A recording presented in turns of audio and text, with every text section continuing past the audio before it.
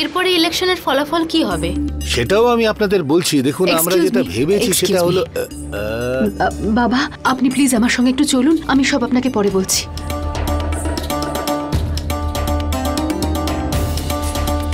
বোমা, এখানে press conference হচ্ছে, আমি তোমার সঙ্গে পরে কথা বলছি। বাবা, কবির প্লিজ বোঝাও না বাবাকে। বাবা, আপনি আমার সঙ্গে চলুন, আমি পরে রাস্তায় আপনাকে সব বুঝিয়ে বলবো।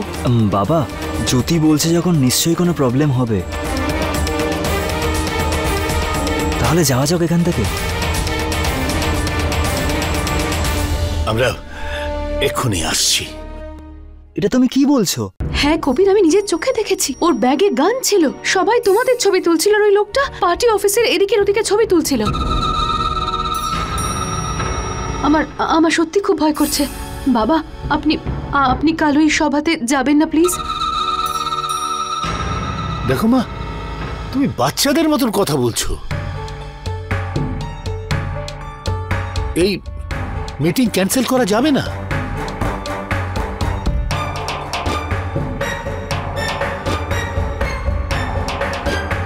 দেখো মা, নামী মানুষরা কারণ না কারণ নিশানায় সবসময়ই থাকে। এইরকম ভয় পেলে তো বাড়ির থেকে বেরোনোই যাবে না। বাবা ঠিক বলছে জ্যোতি, আর এমনি তো আমি ওদেরকে কথা দিয়ে এসেছি। আমি মানছি কবির, কিন্তু বড় বড় লোকেরা যখন কোনো বিপদ সংকেত পায় তখন এরকম সভা তো ক্যান্সেলও করে দেয়। এটা তো আমার গদির পেছনেই পড়ে আছে, সবসময় কিছু না কিছু একটা প্রবলেম দাঁড় করিয়ে দেয়। এখন কবিরকে না আটকে দেয়, ওর জন্যই তো আমি ভোটটা পাবো। ওখানে পুলিশ থাকবে, সাথে মেয়র সাহেবের পার্সোনাল সিকিউরিটিও। এতে ভয় পাওয়ার কি আছে? হ্যাঁ, সেটাই তো আমি বোঝাতে চাইছি। তোকে তো সভাতে যেতেই হবে কবির, তখনই তো আমার লক্ষ্য পূরণ হবে। যেখানে তুই দাঁড়িয়ে আছিস সেটা আমার ছেলে বিক্রমের। আপনারা একদম টেনশন করবেন না, আমি নিজে গিয়ে সিকিউরিটির ব্যবস্থা চেক করব, কারোর কিচ্ছু হবে না।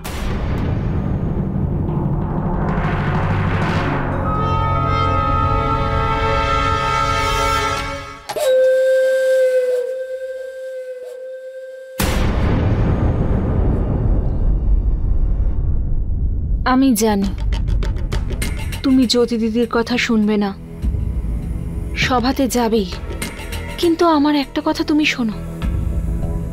আমি এইটা পীর বাবার মাজার থেকে এনেছিলাম, আমি এটা তোমার হাতে বেঁধে দিই, বাবা তোমাকে রক্ষা করবেন। আমার প্রাণে সব থেকে বড় ঝুঁকি তো তুমি নিজে।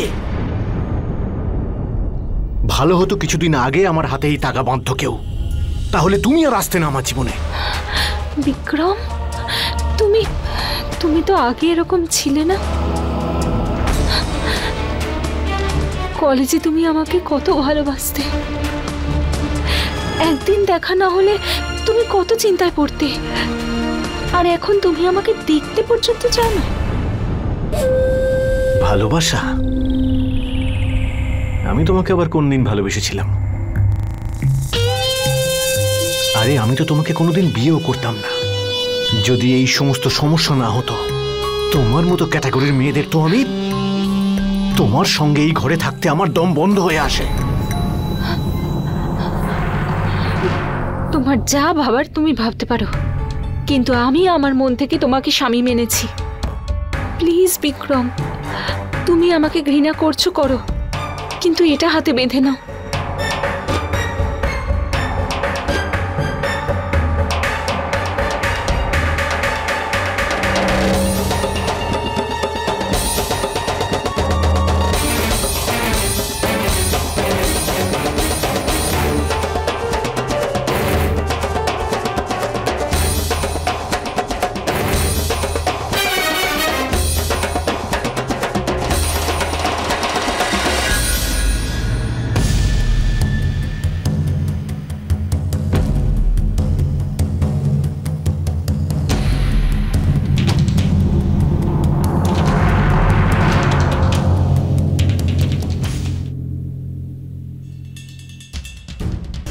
এবার আইন অনুযায়ী আমি ওকে ডিভোর্স দেব আর দ্বিতীয় বিয়ে করব।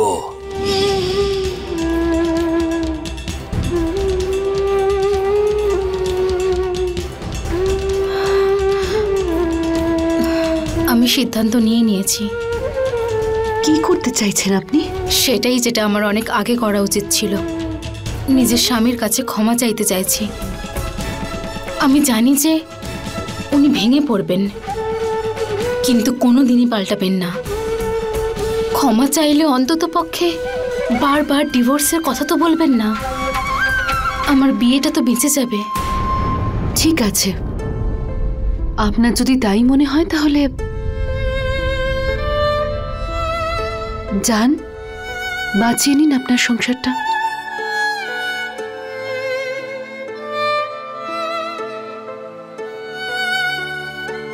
আপনার কি সত্যি মনে হয় এই বিয়েটার কোনো অর্থ ছিল? যা ছিল সেটা আমার জন্য যথেষ্ট।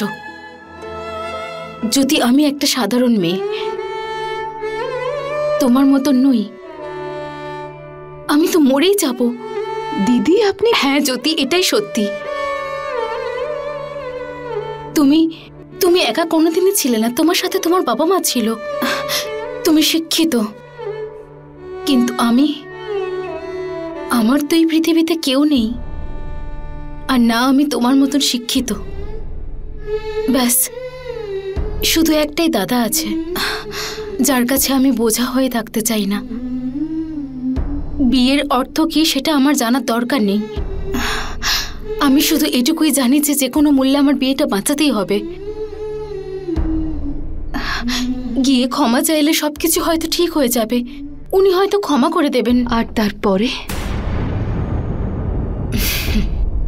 তারপরে কি? এত বছর ধরে যেভাবে বেঁচে এসেছে এই মহলে, বাকি জীবনটাও কাটিয়ে দেব। দিদি, আমি কখনোই আপনার স্বামীর থেকে আপনাকে দূরে করতে চাই না। আমি তো শুধু এইটুকুই চাই যে দাদা যেন নিজের ভুলটা বুঝতে পারেন, আপনাকে সম্মান করেন। শুধু ক্ষমা চেয়ে নিলে কি হবে? উনি ভাববেন যে আপনার সাথে উনি যা চান তাই করতে পারবেন।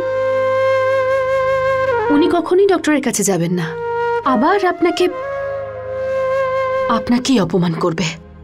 তারপর নতুন কোনো বাহানায় ডিভোর্স দিয়ে দেবে, তারপর আবার বিয়ে করবে, যেমন আগে দুজন স্ত্রীর সঙ্গে করেছেন উনি। বৌদি, পালিয়ে যাওয়াটা কোনো সমস্যার সমাধান নয়। 15 দিন তো সময় দিয়েছেন উনি আপনাকে ডিভোর্স পেপারে সাইন করে দেওয়ার জন্য। কোনো না কোনো রাস্তা ঠিক বেরিয়ে আসবে। ব্যাস একবার নিজেকে একটু বিশ্বাস করে দেখুন।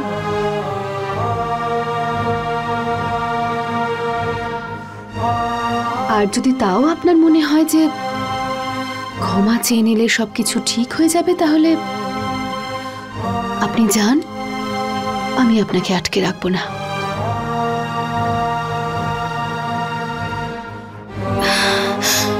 আমাকে ক্ষমা করে দিও জ্যোতি।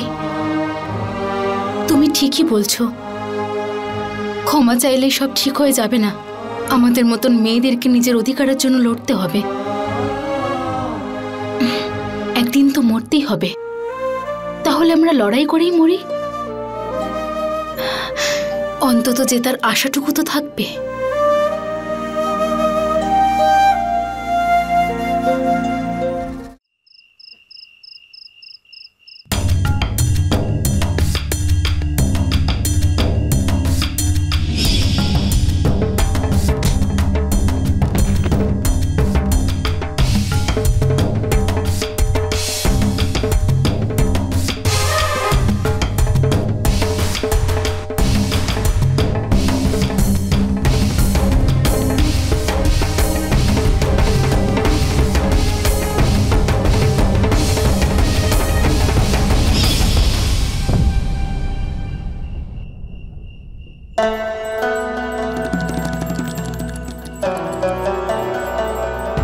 আরে কি করছো তুমি?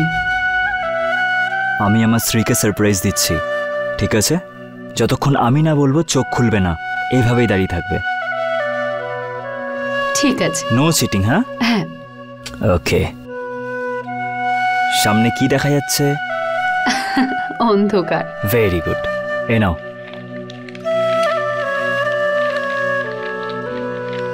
খোলো। চোখ? না, এই প্যাকেটটা।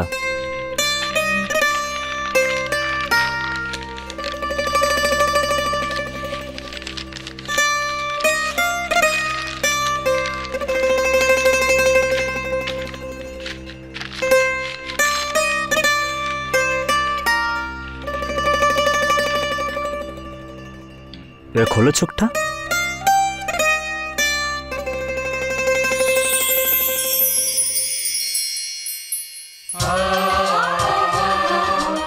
তুমি বলছিলে না অনেকদিন ধরে আমাদের ছবি নেই কোনো বিয়ের, তাই এটা ফ্রেম করে বানিয়ে এনেছি। ঠিক আছে না?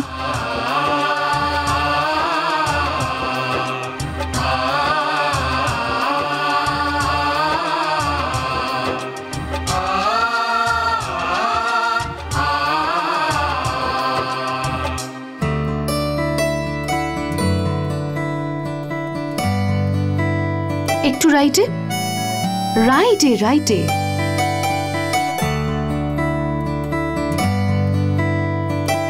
রাইট। আরে এখানে মাঝখানে, ওই যে সেন্টারে একদম। হ্যাঁ হ্যাঁ হ্যাঁ।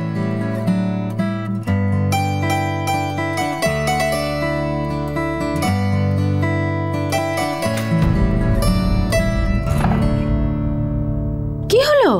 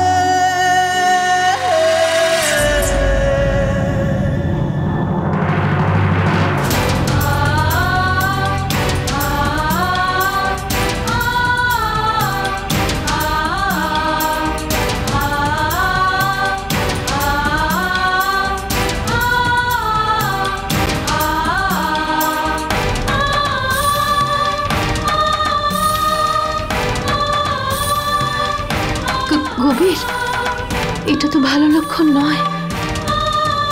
জ্যোতি, কামন, তুমি এগুলো কবে থেকে ভাবছো? যাই হোক, তুমি কালকে সভাতে যাবে না প্লিজ? বাবাকেও বলে দাও না যাতে না যায়। আচ্ছা, তুমি কি চাইছো লোক তোমার স্বামীকে ভীতু বলুক? হ্যাঁ, তাহলে দাও, আমাকে দাও, দাও না। এই দেখো না, হুকটা লুজ হয়ে গেছিল, এই জন্য বেরিয়ে গেছে। সিম্পল, আমি ঠিক করে দিচ্ছি। তারপর আমি তোমাকে পরিয়েও দেবো, তারপর তুমি দেখো না কিরকম ভালোবাসা বাড়ে, তারপর কিভাবে আমার বয়স বাড়ে। আসো।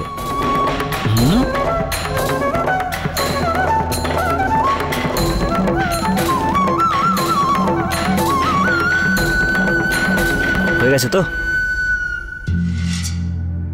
সারা জীবন এইভাবেই জ্বালিয়ে যাব, চলবে তো?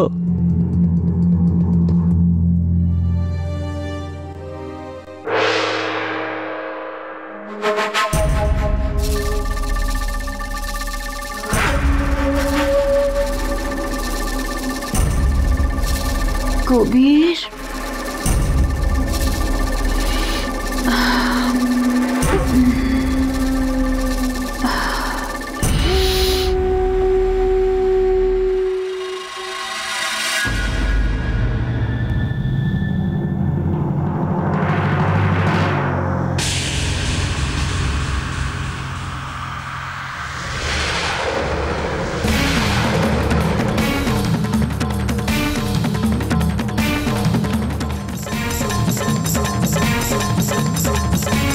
কবির,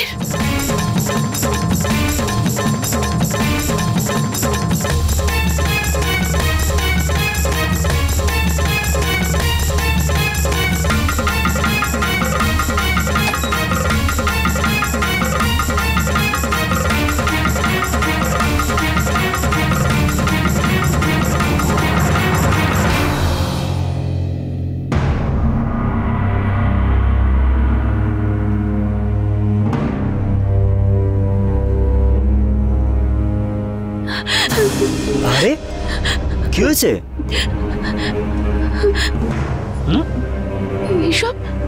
আরে হ্যাঁ, আরে ভয় পাওয়ার কিছু নেই। ওই আমরা ফটো ফ্রেম ঠিক করছিলাম তো, ওর থেকে একটা পেরেক পড়ে গেছিল।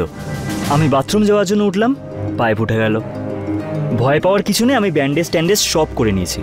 এটা মনে হয় 2-3 দিনের মধ্যে ঠিক হয়ে যাবে। আগে আমি পার্টি অফিসে ওই লোকটার হাতে গান দেখেছিলাম, আর এখন তুমি বিছানায় ছিলে না, আর এই রক্ত। আমি তো খুব ভয় পেয়ে গেছিলাম। কবির, তুমি আমাকে ডাকোনি কেন? কেন করো তুমি এরকম? আচ্ছা ঠিক আছে ঠিক আছে, কি বলো তো, তুমি ঘুমোচ্ছিলে, তুমি ঘুমিয়ে পড়েছিলে, তাই তোমাকে ডাকতে ইচ্ছা করছিল না।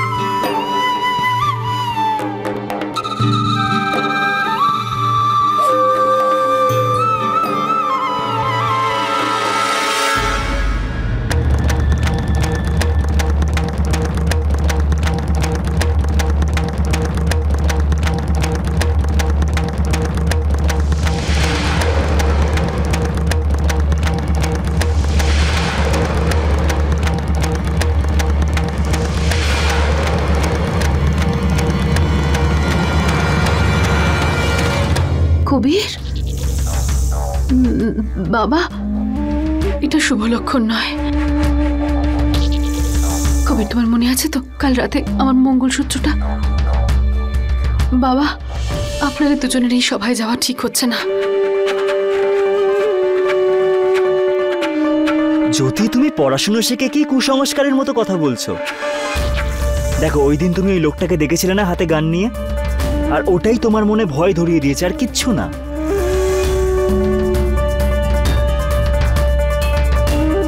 জীবনে বাঁচা মরা সব ভগবানের হাতে, শুধু ভগবানের উপর তো বিশ্বাস করো। যাই হোক, আমি তোমাদের সঙ্গে যেতে পারি?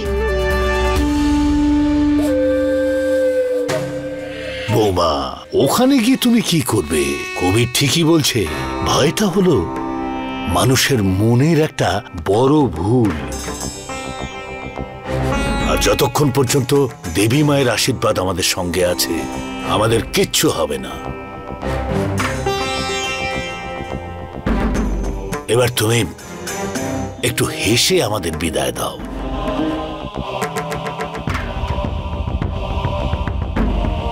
চলো বাবা।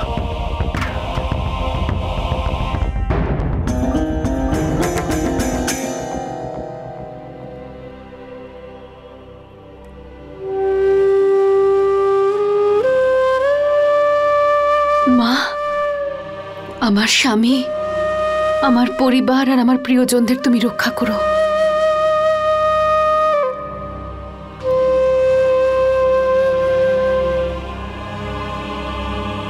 ছোট মালকিন, একটা কুরিয়ার এসেছে। Thank you. হ্যাঁ।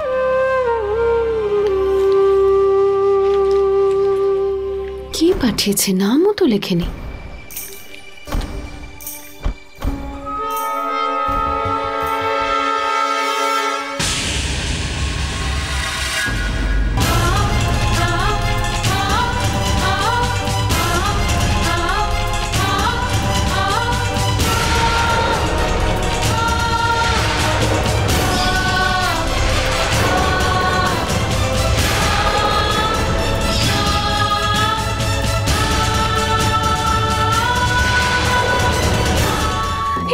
পারে না? যে মানুষটা অন্যের সুখের জন্য নিজের জীবনের পরোয়া করে না, দিনরাত অন্যকে সাহায্য করে বেড়ায়, তার কোনো ক্ষতি তুমি করতে পারো না। যদি আমি মন থেকে তোমাকে ভক্তি করে থাকি, যদি আমার প্রার্থনায় শ্রদ্ধা থেকে থাকে, যদি আমার সতীত্বতে শক্তি থেকে থাকে, তাহলে আমি আমার স্বামীর কোনো ক্ষতি হতে দেব না। আর তুমি সাহায্য করবে আমাকে।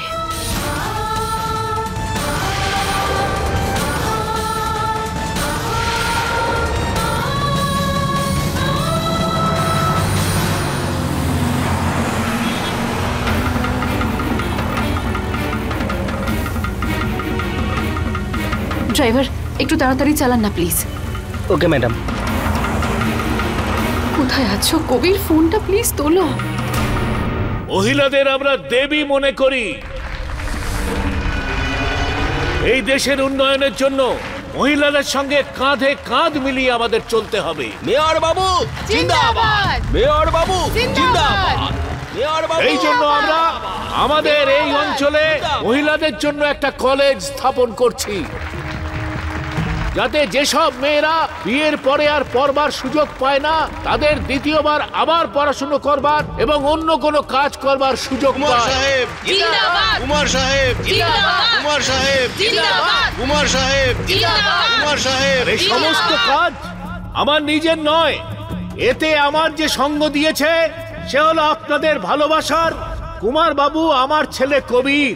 কুমার সাহেব কুমার সাহেব কুমার সাহেব কুমার সাহেব কুমার সাহেব কুমার সাহেব কুমার সাহেব কুমার সাহেব। ড্রাইভার, আর কতক্ষণ লাগবে পৌঁছতে? আর কিছুক্ষণেই পৌঁছে যাব, 5 মিনিটে।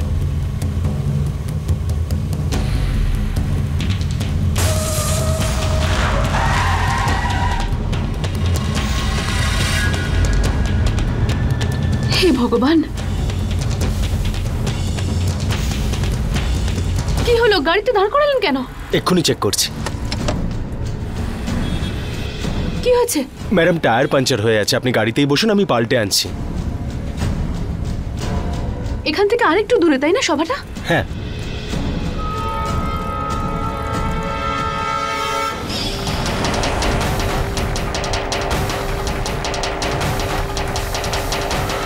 এখন আমি আপনাদের প্রিয় কুমার বাবু কবিরকে অনুরোধ করব আপনাদের কাছে তার বক্তব্য রাখতে।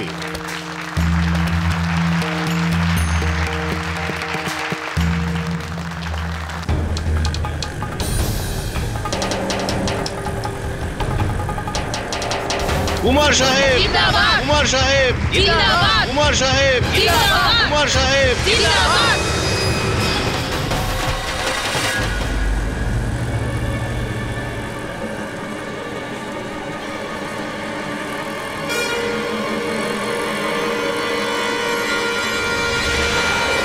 আপনাদের থেকে অনেক ছোট, তাই আপনাদের সবাইকে প্রণাম।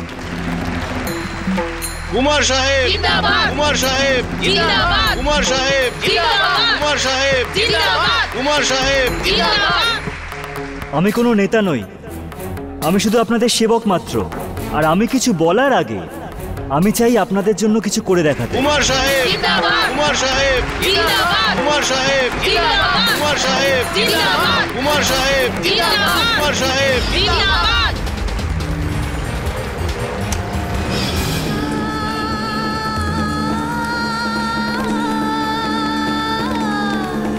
কুমার সাহেব কুমার সাহেব কুমার সাহেব কুমার সাহেব কুমার সাহেব কুমার সাহেব।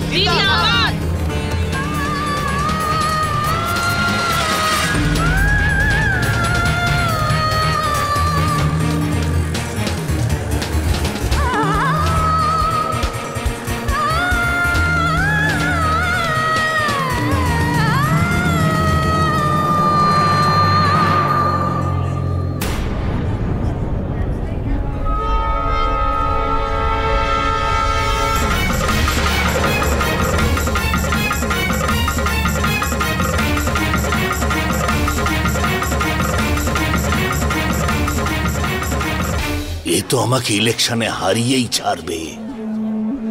জানি না এখন আবার কি শোনানোর জন্য আসছে।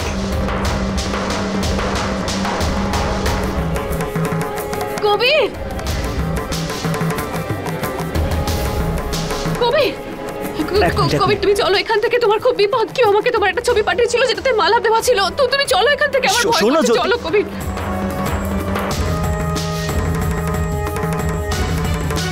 এক মিনিট জ্যোতি, তোমার পা থেকে রক্ত বেরোচ্ছে, কি এইসব? তুমি আমার চিন্তা করো না, তুমি চলো এখান থেকে, তোমাকে আমার দিব্যি।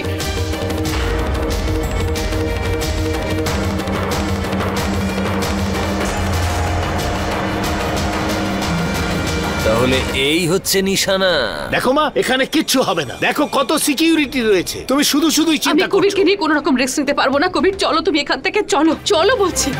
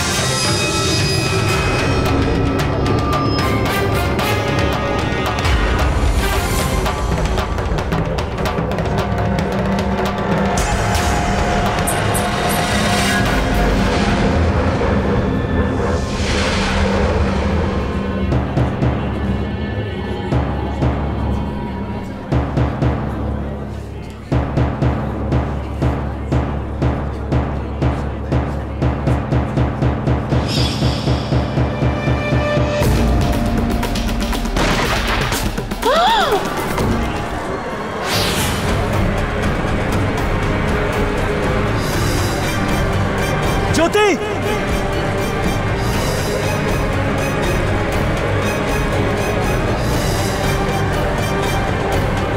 জ্যোতি, জ্যোতি, জ্যোতি,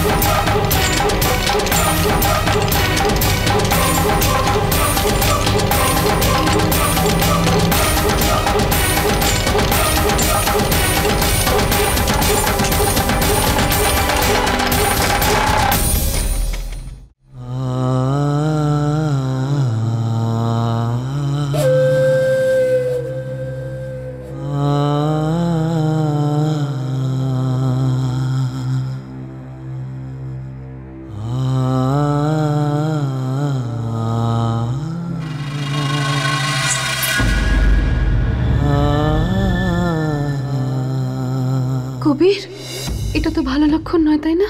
জ্যোতি কামন, তুমি এরকম ভাবতে শুরু করেছো? যাই হোক, তুমি কালকের ওই সভাতে যেও না প্লিজ।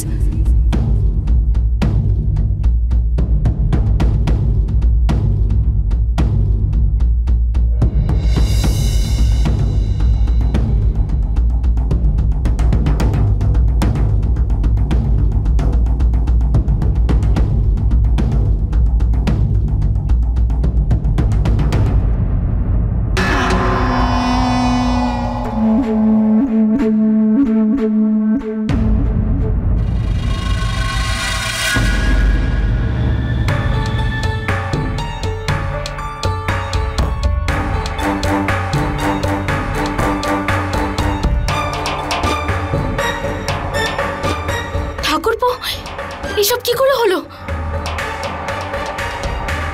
ও আমাদের সবাইকে বারণ করেছিল, কিন্তু আমার জীবন বাঁচানোর জন্য নিজে সামনে চলে এসেছে।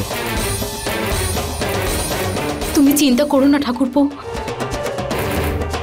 যদি কারোর সাথে কখনো অন্যায় করেনি, ওর কোনো ক্ষতি হতে পারে না, ও ভালো হয়ে যাবে।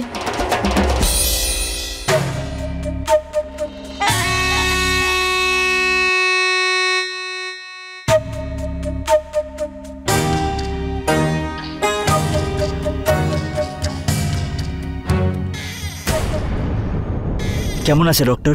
দেখুন, আপনার চিন্তা করার কোনো প্রয়োজন নেই, উনি এখন বিপদমুক্ত।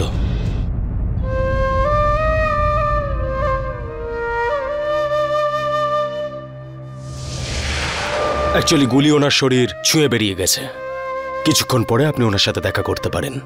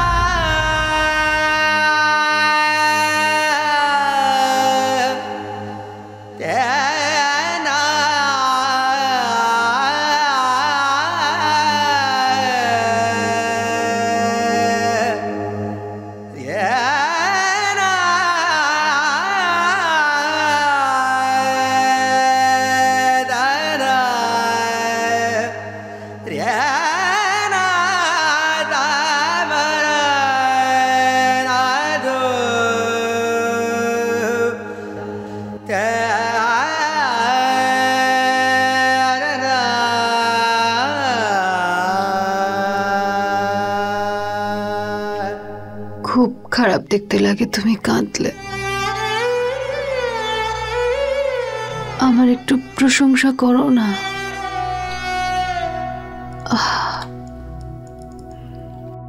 তোমার তো এই ব্যান্ডেজ পরা অবস্থাতেও আমাকে সুন্দর লাগে, তাই না?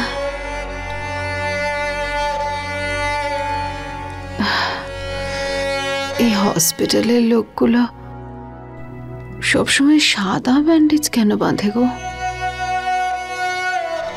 কালারফুল ব্যান্ডেজ কি থাকে না এদের কাছে? তুমি এটাই বলতে না এক্ষুনি? কেন এলে তুমি? যদি কিছু হয়ে যেত তাহলে আমি জানতাম তুমি আমার কোনো ক্ষতি হতেই দেবে না।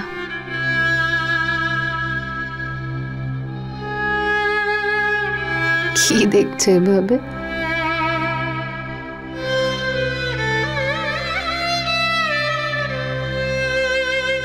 জীবন দিয়ে দিতে পারো আমার জন্য?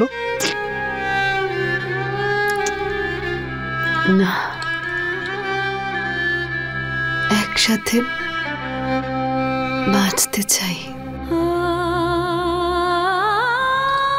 না। আমি তোমার কোনো ক্ষতি হতে দেব না, তুমি দেবে। 7 জন্ম একসাথে থাকবো কথা দিয়েছি। তুমি তো আবার 2-4টে জন্ম বাড়িয়ে দিয়েছো, সেই দিন আবার 7 পাকে ঘুরে। এত তাড়াতাড়ি তো তোমার পিছু ছাড়ছি না আমি। আমিও না।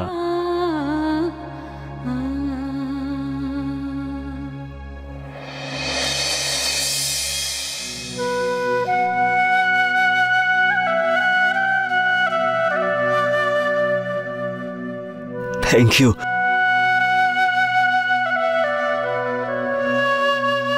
একমাত্র এটাই তোমার প্রাণ বাঁচিয়েছে।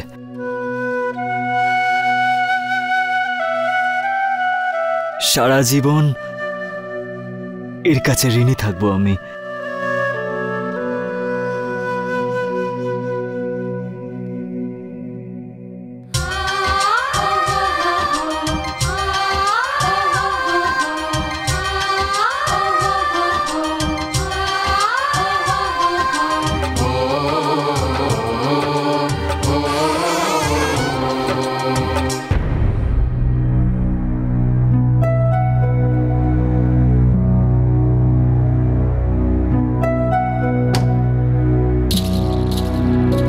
দিদি,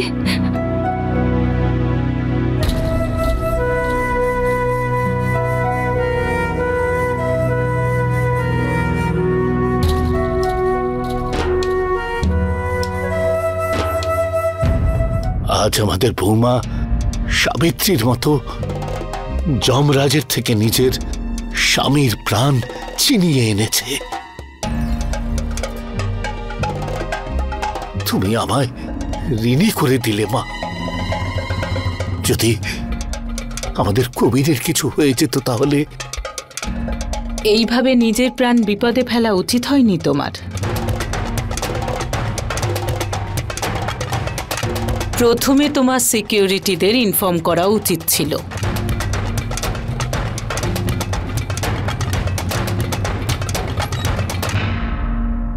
একটু সাইড দিন।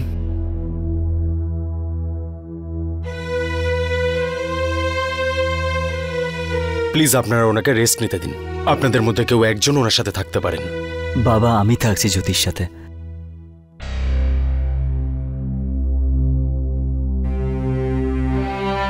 চলো।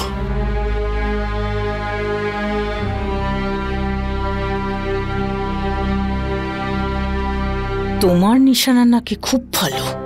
জ্যোতি বেঁচে গেল। মন দিয়ে শোনো এবার। কবিরের কথায় পুলিশ তোমায় পাগলের মতো খুঁজছে। শহর ছেড়ে দাও।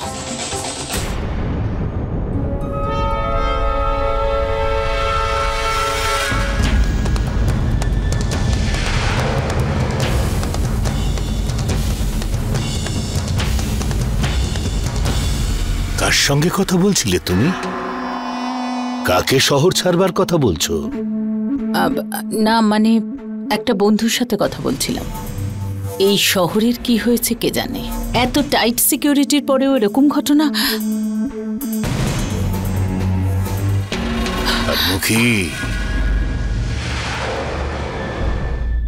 দেখো এই ঘটনার পিছনে তোমার হাত নেই তো?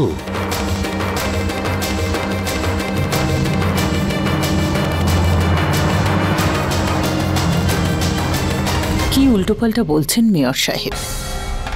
আমি কেন এরকম করতে যাব? মেয়েদের মন দেবতারাও বুঝতে পারে না, আর তোমার মন এর চাইতেও দুর্বোধ্য। আমি এমনিই জিজ্ঞেস করলাম, কিছু মনে করো না তুমি।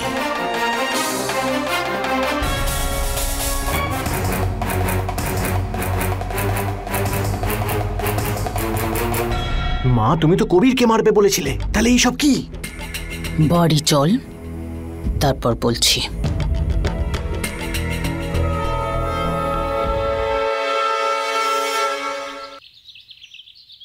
আমি কখনো কবিরকে মারতেই চাইনি। যদি ও মরে যেত তাহলে জনগণ মেয়র সাহেবকে জিতিয়ে দিত। কবিরের যদি কিছু হয়ে যায় তাহলে জ্যোতি মহান হয়ে যেত। আমি তো সবসময়ই জ্যোতিকেই মারতে চেয়েছিলাম। তাই যখন আমি জানতে পারলাম যে জ্যোতি কবিরের কাছে ওই চেকটা নিয়ে যাচ্ছে, তখন আমি ওকে বন্দুকটা সাথে নিয়ে যেতে বলি। ও জেনে বুঝে জ্যোতির সামনে এসেছিল, যাতে জ্যোতির মনে হয় যে কবিরের বিপদ আছে, তাহলেই জ্যোতি ওর আশেপাশে থাকবে। কিন্তু মেয়র সাহেব আর কবির জ্যোতিকে সঙ্গে নিয়ে গেল না। তাই জ্যোতিকে কবিরের কাছে আবার পাঠানোর জন্য আমি কবিরের ফটোতে মালা পরিয়ে পাঠালাম, যাতে জ্যোতি ওই সভাতে যায়। কিন্তু ভাগ্য, যদি জ্যোতি মরে যেত তাহলে কবির জ্যোতির শোকে পাগল হয়ে যেত, আর কবিরকে ছাড়া মেয়র সাহেব ভোটে জিততে পারত না। প্ল্যানটা তোমার খুব ভালো ছিল মা, কিন্তু সবকিছু বিফলে গেল। ওই জ্যোতির ভাগ্য এতটাই ভালো। কিন্তু মা এবার কি করবে? কিচ্ছু না, এখন আমাদের শান্ত থাকতে হবে, কারণ মেয়র সাহেব আমাদের সন্দেহ করছেন।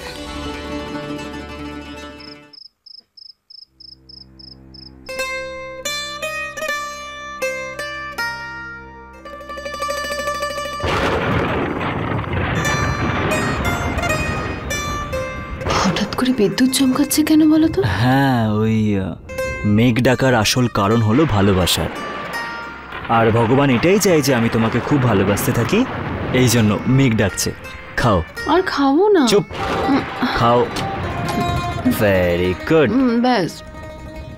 Good evening. Good evening. কেমন আছেন ম্যাম? ওকে। এই মেডিসিনসগুলো আনতে হবে। আর কেউ কি নেই আপনার সঙ্গে? না, আমি একাই ম্যানেজ করব। Thank you. থ্যাঙ্কস। এটা লাস্ট কিন্তু হ্যাঁ, আগে তো খাও। Very good. আর এই যে বাকি পিসগুলো আছে না, গুড গার্লের মতো শেষ করবে। আমি এক্ষুনি যাচ্ছি, ওষুধ নিয়ে আসছি।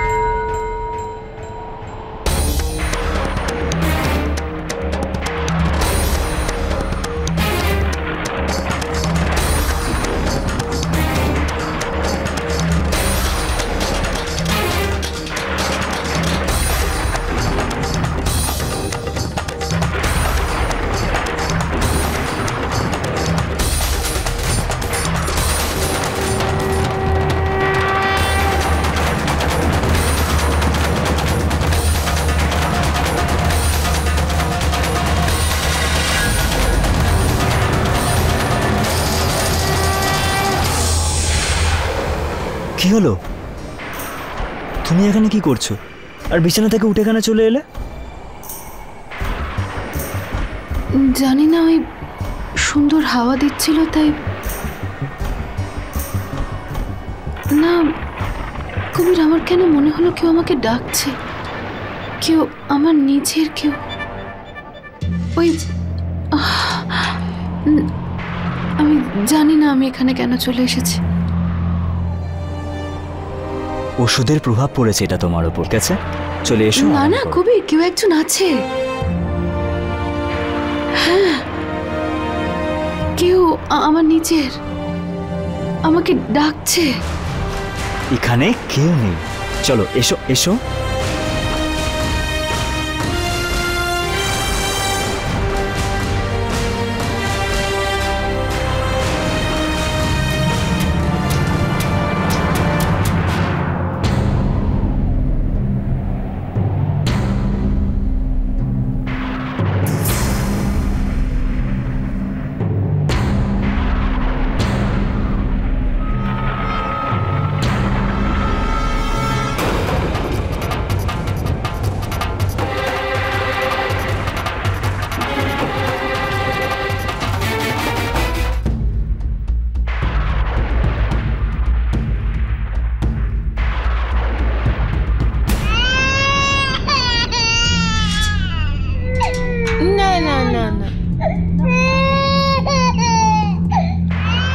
দেখুন না ডাক্তারবাবু, ওর কি হয়েছে?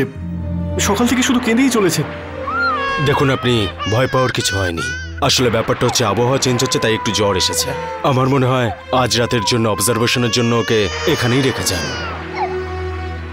ওর মা কোথায়? এই তো সোনা, কি হয়েছে?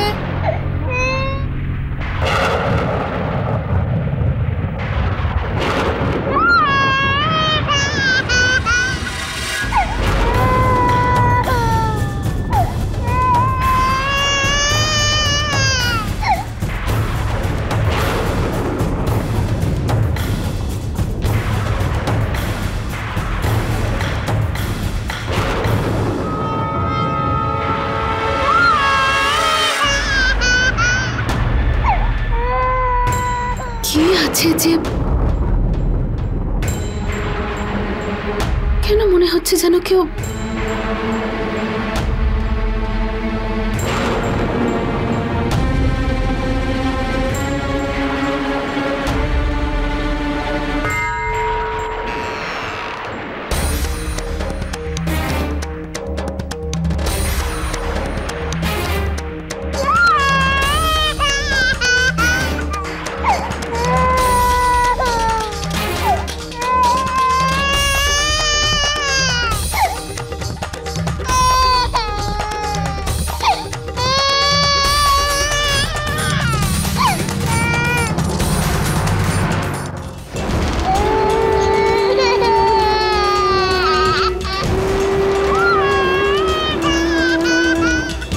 করে শোনা।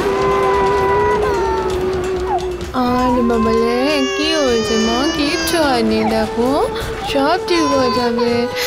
কাঁদে না বাবা, কাঁদে না, কাঁদে না, কাঁদে না, কাঁদে না।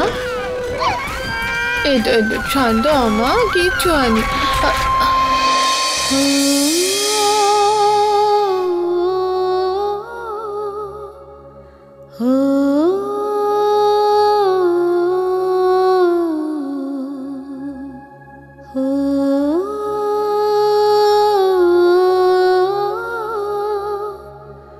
আমি তো কখন থেকে চেষ্টা করছি চুপ করাতে, কিন্তু আপনি তো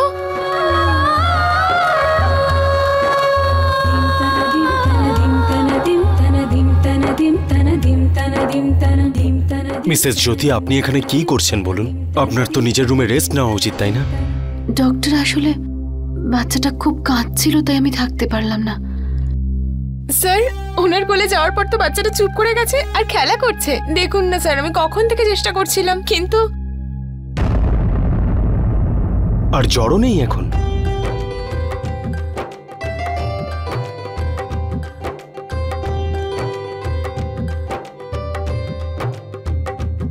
জ্যোতি, তুমি এখানে কি করে চলে এলে? বিছানায় দেখতে না পেয়ে আমি তো পাগল হয়ে গেছিলাম। আসবেই যখন একবার তো আমাকে বলতে পারতে, আমিও চলে আসতাম তোমার সাথে। মিস্টার কবির, আপনি ওনাকে এখান থেকে নিয়ে যান। বাচ্চাটা এখন ভালো আছে, আর এখন ওনারও রেস্ট নেওয়ার দরকার। আসো, চলো।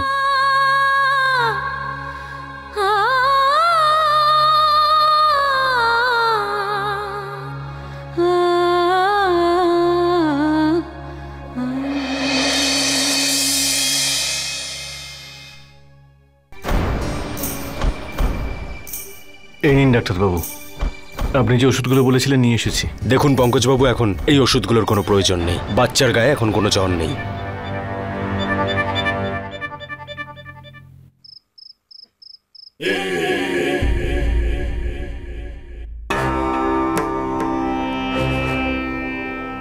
দেখুন, ওই আমার মনটা খুব অস্থির লাগছে, তাই ভাবছিলাম যে হাসপাতালে জ্যোতির সাথে দেখা করতে যাব, ওর জন্য কিছু খাবারও বানিয়ে নিয়ে যাব। ওই রাত অনেকটাই হয়ে গেছে, তাই ভাবলাম যে আপনাকে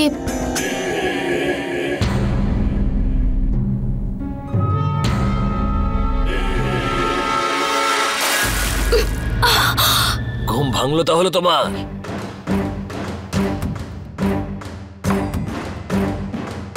আজকাল কি সব কাজ তুমি আমাকে জিজ্ঞেস করে করো নাকি?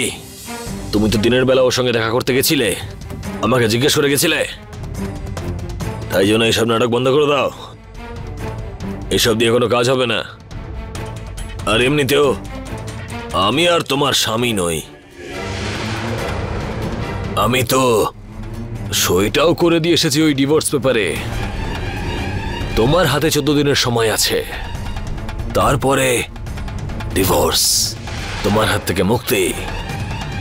তারপর ধাক্কা মেরে তোমাকে এই বাড়ি থেকে বের করে দেবো আমি। না না না না না না না না, তোমার ওই রক্ষাকর্তা জ্যোতি তরোয়াল নিয়ে দাঁড়িয়ে থাকতে পারে। হতে পারে যে ও তোমাকে এই বাড়িতে রেখে নিল আমার আর আমার নতুন বউয়ের ফরমাইশ খাটতে। হ্যাঁ,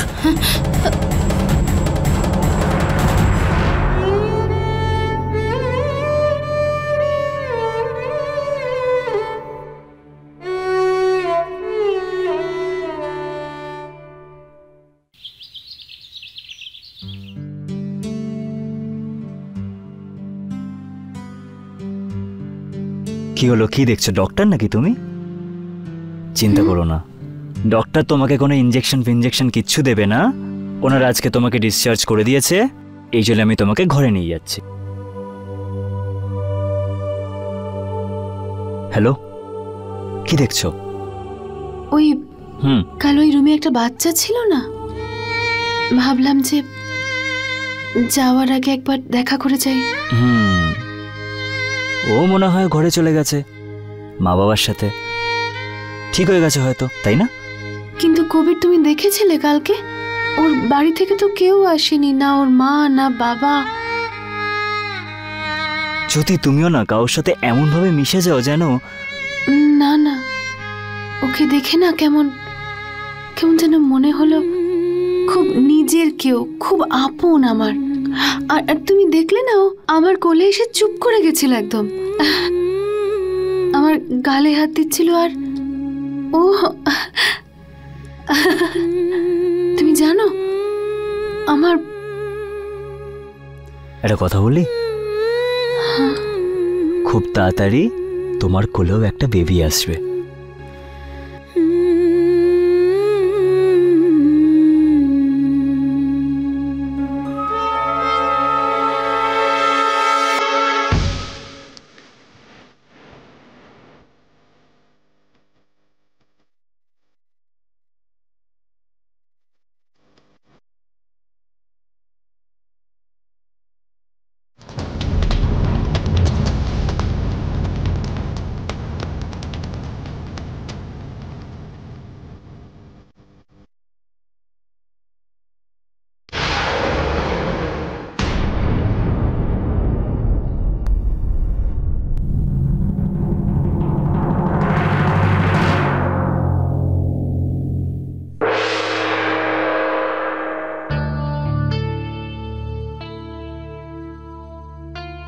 ওখানেই দাঁড়াও।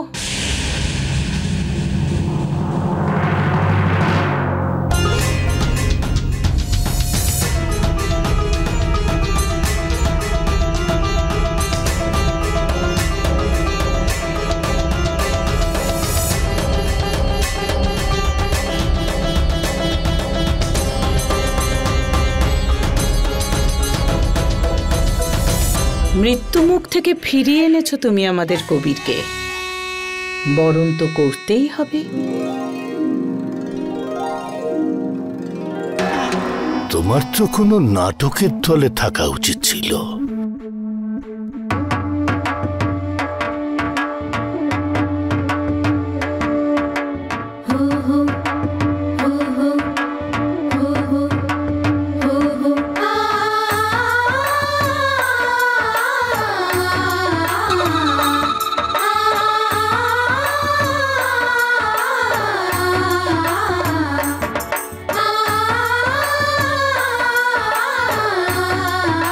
এবার আমি বাকিটা করে নিচ্ছি।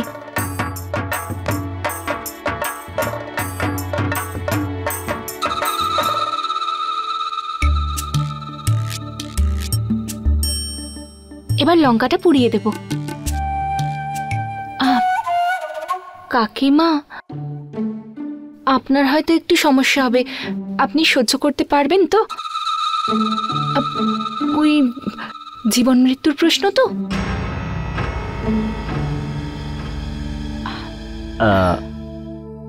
বৌদি, আপনি ঠাকুরপো, তুমি চুপ করে থাকো।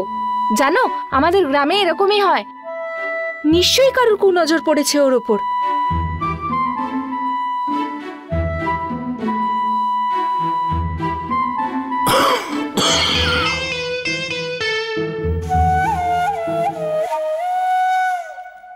কুনজর কাটাও, কিন্তু এই টোটকা কতদিন জ্যোতিকে বিপদ থেকে রক্ষা করবে?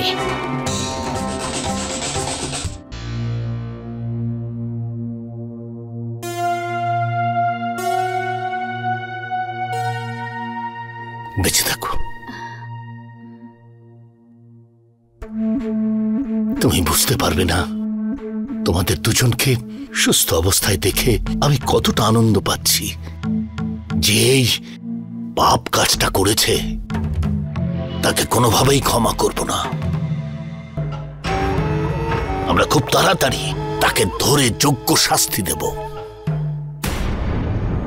জ্যোতি, ছোট ছোট ঘটনায় তুমি সবাইকে শত্রু করে নাও। হতে পারে তোমারই কোনো পুরনো শত্রু যে কবিরের ক্ষতি করতে চায় তোমার উপর প্রতিশোধ নেওয়ার জন্য। আমি বলতে চাইছি যে কোনো বন্ধু তো মারতে চাইবে না, কোনো শত্রুই নিশ্চয়ই। তাই তুমি এমন কিছু করো না যাতে সবাই তোমার শত্রু হয়ে যায়। কাকিমা, যখন আমরা কোনো ভালো কাজ করতে যাই অনেক খারাপ লোকদের অনেক সমস্যা হয়, কিন্তু শেষে জিত সবসময় সত্যেরই হয়। আর আমার মনে হয় এমন কেউ আছে যে চায় না বাবার জয় হোক, এই জন্যই সে নাক গলাচ্ছে।